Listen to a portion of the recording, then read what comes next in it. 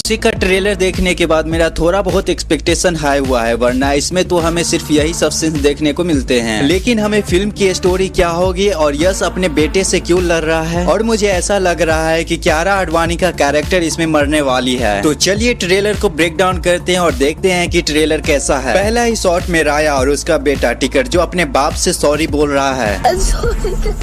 इस सीन को देखकर इतना तो समझ में आ गया कि राया अपने बेटे से नफरत करता है, और इस पॉइंट को याद रखना क्योंकि यही मेन पॉइंट होने वाला है। फिर टिकट यानी राया का बेटा धीरे धीरे मॉन्स्टर बनने लगता है। इसके पीछे कई सारे रीजंस हो सकते हैं। फिर अगले ही शॉट में कियारा आडवाणी बहुत ही बुरी हालत में दिख रही है, और मुझे ऐसा लग रहा है कि राया इससे बहुत ही नफरत करता है, क्योंकि ये खुद बोल रही है अपने बेटे से।